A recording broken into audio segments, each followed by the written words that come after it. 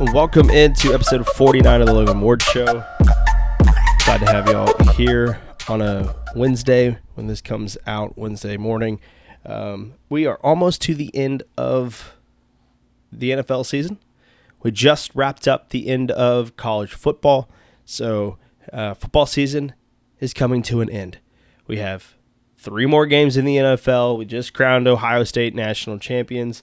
We'll briefly touch on Ohio State and the college football playoff kind of towards the end of the podcast. But be sure to subscribe wherever you listen to podcasts. YouTube has been kind of a big thing, so be sure to subscribe there. And hit the notification bell if you're on YouTube. Any video that comes out, you'll get it. All right, let's talk this divisional round weekend. There have been a couple of narratives and a couple of talking points coming out of this weekend's round of games. And I want to start with one that is, I guess, a little closer to home. And when I say that, obviously, if you know who this is, live in Tyler. Obviously, Mahomes is a big deal around here. And there has been a lot of conversation, and it hasn't just been this weekend after the divisional round against the Texans. A narrative has formed with the Kansas City Chiefs and the referees, and that the referees are blatantly rooting for the Chiefs, calling plays against the Chiefs, making bad calls, and I don't quite understand this narrative for a couple of reasons. Number one, I think people who say that the NFL is rigged for the Chiefs, I don't know if they're just not remembering that the quote-unquote NFL, right, the league is 32 team owners. Roger Goodell works for the 32 owners of the NFL teams. It's not the other way around. The league office and Roger Goodell does not tell the owners, basically, what to do. Of course, they have a competition committee, they have rules, they have regulations, things that the owners have agreed upon. But it's the owners who actually run this thing. And I don't understand why 31 other owners would be like, you know what, you're right, we should rig this for the Chiefs. That we should have this so that the Chiefs can get to another Super Bowl. I don't think Steve McNair, the owner of the Texans, would like that. I don't think the owner of the Bengals or the Bills or the Ravens, I don't think that they're like, oh yeah, we'll just hand the game to the Chiefs. That's perfect. So the NFL rigging games, quote unquote, for the Chiefs doesn't make any sense. The second thing is, and I got to find the tweets, there's a guy who works for the Associated Press. He did a great job of kind of figuring out these numbers. And the Chiefs actually don't get penalized or don't benefit from penalties as much as people say they do. Josh Allen is the most benefiting quarterback out of all the quarterbacks in terms of late hits. He has had flags thrown against the other team with hits on him the most out of any quarterback in the league.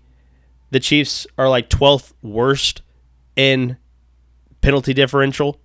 So they actually lose the penalty battle a lot most of the time in the regular season and even in the postseason. I think that what fans are feeling, and this is something that kind of, I think, was felt with the Patriots dynasty as well, is that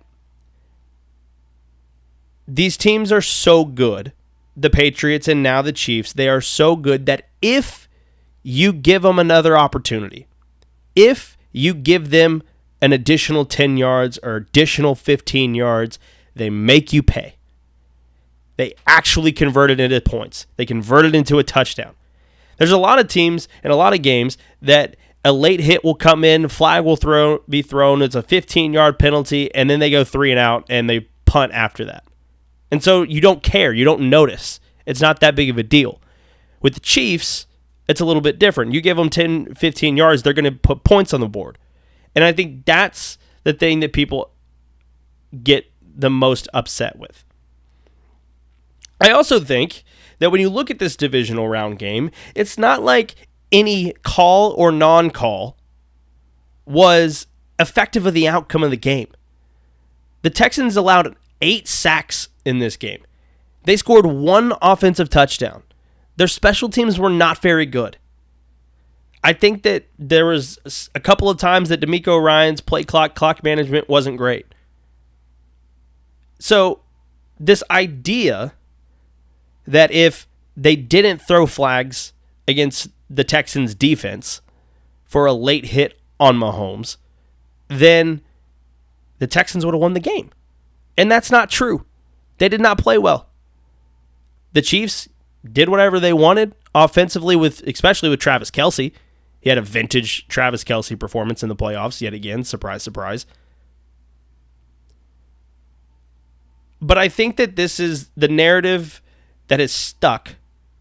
And you see, if you're ever on social media, you see the memes of the referees and the Chiefs huddling up. You'll see the referees with Chief logos. It is a massive narrative. And I don't think that's fair. And I don't think that there's any type of truth to it. And I don't think the data backs it up. You just get this feeling because this team is so good. They're so well coached. They execute when they need to execute. That when you give them 10 yards, when you give them 15 yards, they usually convert it into points. And that's what bugs people. People think, okay, well, they gave them 15 extra yards and now they went and scored. Yes, because that's what good teams do. That's what the Patriots did. You gave them an additional 10, 15 yards and you're like, all right, well, they're in field goal range here in 2 plays. They're going to win the game now. You can't give great teams those kinds of opportunities. Did I like Mahomes flopping on the sideline? No, I didn't love it. Obviously, I'm not a huge fan of that. I don't want defensive players thinking about those sorts of things. However, I don't think you can blame him because his job is to win games. That is his job. They pay him $500 million to win them football games. And he is trying to do whatever he can to win them football games. I don't think that we should be crucifying Mahomes for trying to find loopholes in the rules or trying to sneak one by the referees. I don't think we should be vilifying him for that. It's something that everyone does. I mean, how many business people are going through the laws and trying to find loopholes, trying to find ways that they don't have to pay as much in taxes, trying to find ways that they can write things off, right? I don't know if they should be vilified for trying to find a loophole in the system. And the same thing goes for Mahomes. Do I love it? No. However, why are we so upset about it? He's trying to win them games. If you can get an additional 15 yards, get you in field goal range, get you more points, that wins you more games. I just think that people are over it. I think people are over the Chiefs, and that's the thing. Is we want the new thing. I, for one, I kind of am excited that the possibility of seeing a three-peat. Seeing NFL history would be awesome. And I think just solidifying that this is also one of the best dynasties in NFL history is pretty awesome that we're witnessing it. And it's pretty crazy that you go from one with the Patriots to this one with the Chiefs. So I think it's pretty cool that they're going for a three-peat. I think a lot of people are over it. And a lot of people are tired of it. And they're tired of seeing the Chiefs on primetime games, which is another reason why I think this narrative is being formed about the Chiefs and the refs, because they're playing in big games all the time. Nobody cares about a late hit call or non-call when the Texans or the Titans and Jags are playing on a Sunday at noon. Nobody cares. You watch these games with the Chiefs, you watch these primetime matchups, and that's what we see. I also just think that they're really good. And that's kind of what we're seeing.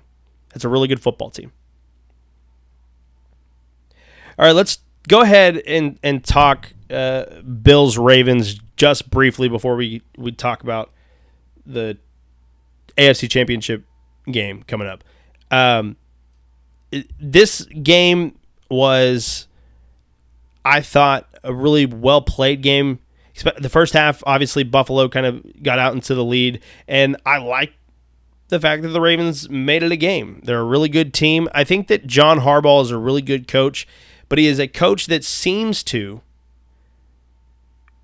try to prove something. And I don't know what he's trying to prove, but in the second half, and especially with the 2-point conversion play, a lot of people are just saying run it with Derrick Henry, and I understand it. However, I also understand John Harbaugh's decision-making of, like, let's put the ball in Lamar Jackson's hands, and he can decide to run or throw. If he finds a lane, he can run. If he doesn't, and he likes the check down or whatever it is, let's hit that. I'm okay with that play call, honestly. But last year's AFC title game, when you had Mahomes and the Chiefs in Baltimore, they abandoned the run. Just completely got rid of it in the second half. This time around, they didn't abandon it as much, but it did feel like they were trying to prove that Lamar Jackson belongs here. And I think that Lamar Jackson, who is now going to be in rarefied air in terms of his MVP, he's going to have the same amount of MVPs, or he's going to be below Peyton Manning and Aaron Rodgers, but have more MVPs or the same amount of MVPs as Tom Brady. He'll have, 3 in his first 7 years in the NFL. I do think that it is fair to criticize his first half performance. Lamar Jackson did not play well in the first half. He had 2 turnovers in the first half, and all year long he'd had 4. I think there is something to be said about the playoffs and his performance not being as good in the postseason. Not saying that he's a terrible quarterback. I'm just saying that the data shows, the numbers suggest that he is not as good in the postseason as he is in the regular season. Whatever reason, the defenses get better. They're showing you more. They're showing you different things. I don't know what it is, but the numbers over his career in the postseason have not been great. And we're looking at, he hasn't won 2 playoff games in a row in any season. And seems like a lot of media members kind of give him a pass. The first half for Lamar did not look good. I will give him credit where credit is due. I think he had a really good second half, and the last drive was really good. And he was able to move out of the pocket a little bit and make throws downfield. They were great throws. And then there was the 2-point conversion play. That the ball was a little low and just didn't. I think that Mark Andrews obviously got his hands on the ball and would say himself, I got to have that. But I don't think that was a great throw by Lamar Jackson. So, and people are saying, like, that was a game, that 2-point conversion would have tied the game. People, I feel like, are saying, if they get that, the game's over. No, it's not. It's a tie ball game with like a minute left for Buffalo. 4 downs, a minute left, 2 timeouts. You don't think that they might go down there and score? I like those odds. But we get a matchup that we want. Either way, with the Chiefs winning, either way that game would have gone on Sunday night, the Ravens and the Bills, either way, you have a great matchup in the AFC title game. Chiefs and Bills. Played in Week 11. It was a game that I went back and watched some highlights of today.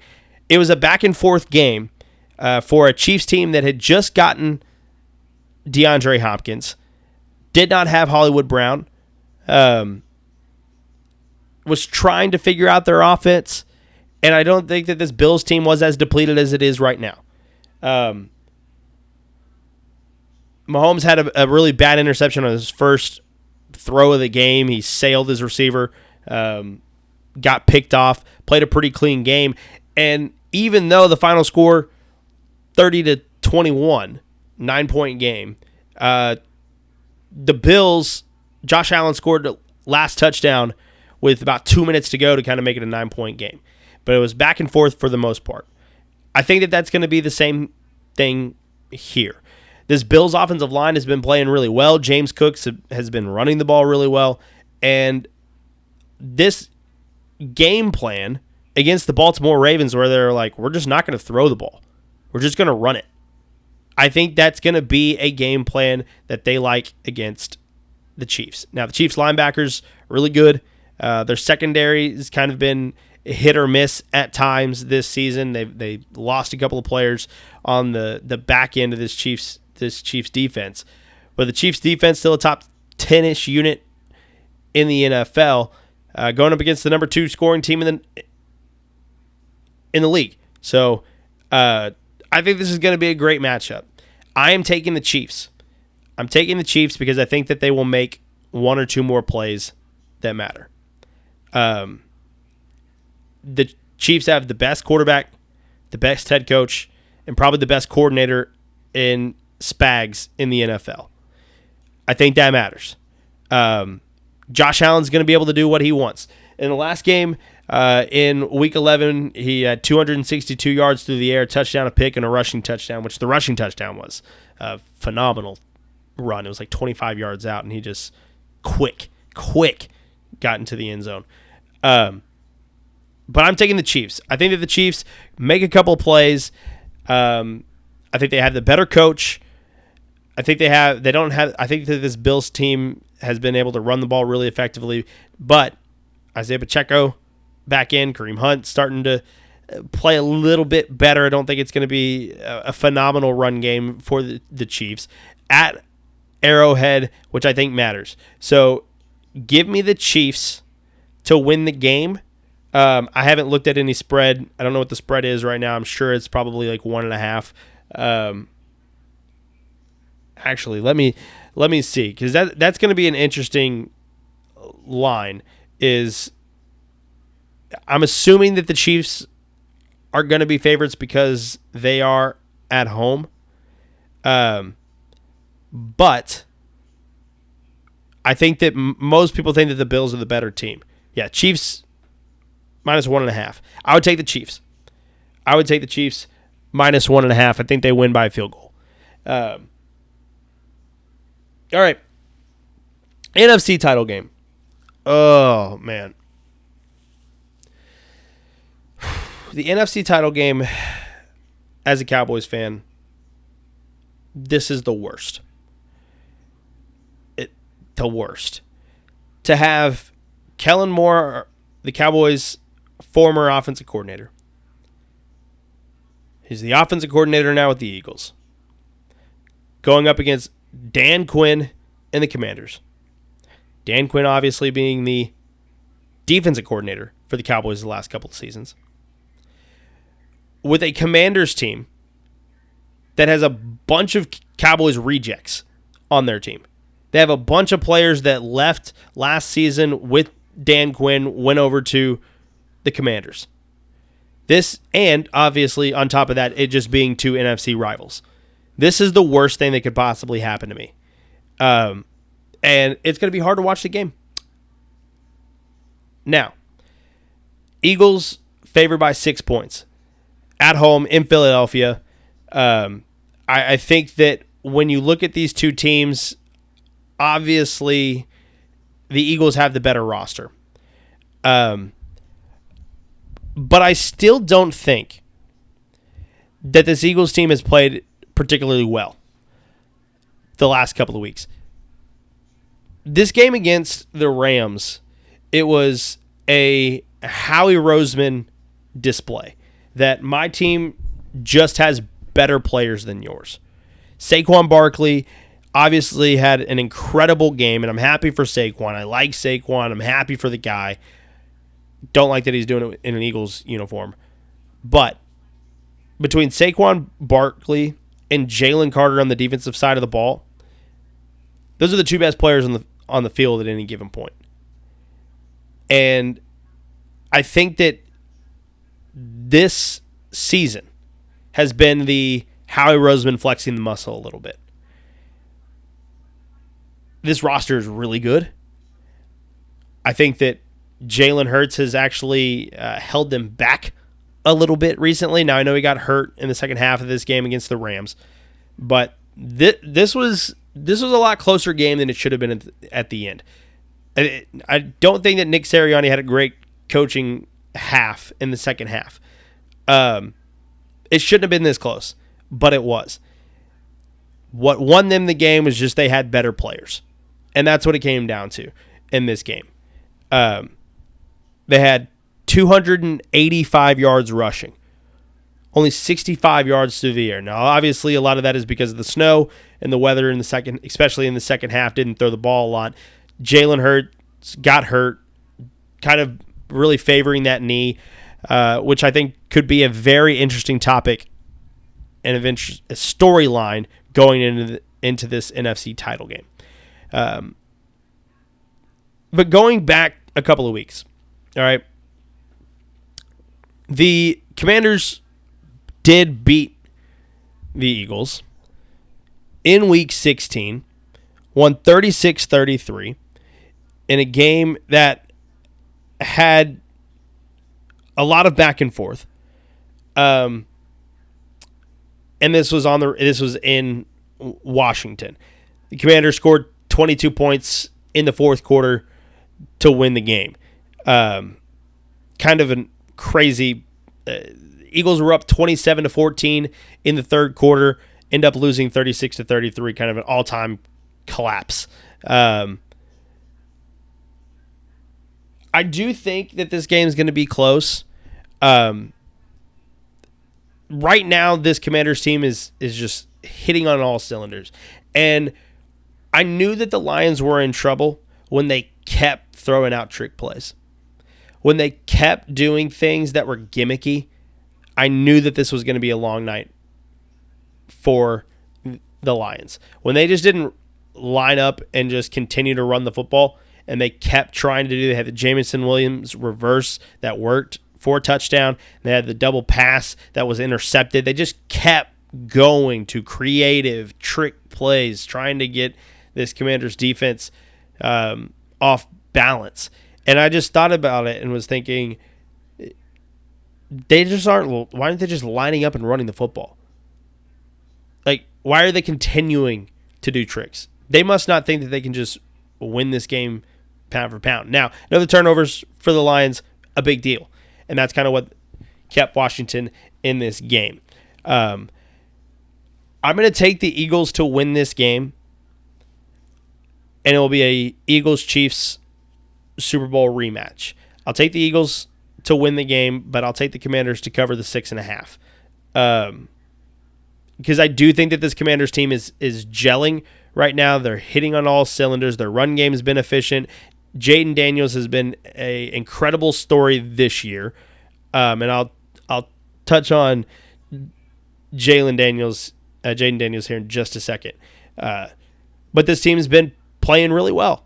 And when you go on the road and beat the number one seed, I think that you deserve some credit. And I think that if it wasn't for Saquon, this Eagles team has not played particularly well the last couple of weeks. And I think that's going to come back to haunt them. I do think that the Eagles win the game, but it is a lot closer than what people want to admit. Commanders cover, Eagles win. All right, let me quickly touch on Jayden Daniels, and then we'll talk the college football national championship. I want to caution people on rookie quarterbacks and just throwing them into the limelight. Obviously, what Jayden Daniels has done this year has been incredible. And obviously, he deserves a lot of credit for what he has done on the field, getting to an NFC Championship game, trying to become the first ever rookie quarterback to play in a Super Bowl. It's been phenomenal. But I am always hesitant to put a rookie quarterback in the same conversations as Lamar Jackson, Patrick Mahomes, Joe Burrow, and Patrick Mahomes. And I think we do that a lot. Last year, CJ Stroud got to the playoffs, and everyone was saying that he's like this incredible quarterback, and that the trajectory of his career can only go up from here, that he's going to get to the playoffs next year and win the divisional, and then he's going to get to the AFC Championship game, and he's going to do this, and he's going to do that, and that it never happens. That never happens. We have seen good rookie seasons. I mentioned this a couple of months ago. I mean, we saw Dak Prescott, his rookie year, go 13-3 and almost win a divisional round playoff game and get to an NFC title game. Didn't, but we were like, all right, you got a young Zeke, you got a young offensive line, you got a really good quarterback that you got in the 4th round. This is perfect. You're going to be able to get to multiple NFC title games. You're going to be able to maybe compete for a Super Bowl. And no. Brock Purdy had a really good rookie season. Got the 49ers to an NFC Championship game and lost to the Eagles. This year, not very good. Had moments where he was all right and had moments that he was bad. So I'm always hesitant to crown a rookie quarterback the next best thing and to just anoint him as one of the top 5-10 quarterbacks in the league. Because we have seen this happen before, and I at least want to see 2 years, maybe 3, before I put you in a category like that. So what Jayden Daniels has done has been great, fantastic. Obviously, as a Cowboys fan, I hate it, but it is what it is. But let's just slow down a little bit on all-time great, or even he's a top 5 quarterback in the league. Let's hold off on that just a little bit before we get ahead of ourselves. All right. Finally, if you're still watching, be sure to subscribe. You can also follow on social media at Logan B. Ward. All right. This national championship, Ohio State, your national champions. Ryan Day must be extremely relieved that he's going to be able to keep his job, because they're not going to fire you after you won a national championship. There's been a lot of conversation, and I tend to agree with the people that say what NIL and the transfer portal has done is really changed the landscape of college football, and not just player mobility, players moving around, what players' priorities are when they're looking at recruitment, but it really has changed the sport and who can compete. And you saw this year, you had a 12-team playoff. Some of the games weren't competitive, I understand, but this is the first year of this expanded playoff. But you had the Big Ten really kind of dominate this season. Between Oregon, Penn State, Ohio State, you had the Big Ten front and center. The SEC was down. Alabama struggled. Georgia struggled. Texas was really good this season. So they're the one SEC team that you look at and you're like, yeah, they can compete for the next couple of years. But there's been a lot of conversation about how with NIL, the Alabamas of the world are not going to be able to compete with some of these Big Ten schools that have alumni that have money and that have big money. Not, you make $400,000 a year in marketing or whatever it might be, but the Michigan State have graduates that own the Suns, and another, like one of their other alumni owns another team in the NBA. Like, this is big boy money. And so the Big Ten is looking at this. Michigan has a lot of people. They just paid like $12 million for a incoming freshman quarterback. That a school like Alabama, who doesn't have the donor base, and who's one of their top athletic program donors is the family of Bear Bryant, who doesn't have a ton of money, that they aren't going to be able to compete in the NIL world. A team like Arkansas, who might have some Walmart money coming in, those guys are going to be able to compete. Texas, the amount of oil money that they have and entertainment money that they have, they're going to be able to compete. Texas A&M, if they can get the right coach, which I think they do with Elko, they can compete. They have oil money. But some of these teams just don't have the donor base in order to keep up with an Ohio State that's going to spend $20 million on their roster. I think Ohio State was the best team. I think last week's game or 2 weeks ago with Ohio State, Texas was kind of a de facto national championship. Not saying that Notre Dame didn't hold their own. They did. But I think that you saw in terms of roster talent, Texas and Ohio State were the two best rosters in college football this year. And it came down to the final couple of minutes in that national semifinal game. And that might have been the de facto national championship. That was a better game, obviously, than this Ohio State Notre Dame game. I do think that Notre Dame is going to be able to compete in the NIL. They have a lot of money around the world. So I do think that Notre Dame has a unique opportunity to be able to win in this environment. Another opportunity that Notre Dame has is that getting to the national championship, I think they earned $20 million just for getting there to share with their conference. Well, they don't have a conference. They're independent, so they get to keep it all. And so Ohio State, for winning a national championship, gets all this money, but they're going to have to go back and divide it among the people in the Big Ten. Notre Dame gets to keep it all. I'm sure some of that money is going to go back into their NIL fund to see if they can get some more players there. So Ohio State, the best team this season, especially during this playoff run. They ran through kind of a gauntlet in the playoff and deserved to be national champions. And I'm really excited for the direction of college football. This year was a blast. It was so much fun. And I think it's only going to get better from here as these teams start to kind of separate themselves and more schools are involved in winning now. More schools have opportunities to win a national championship now, and I think that that's only going to be good for the sport. All right, about a little over 30 minutes.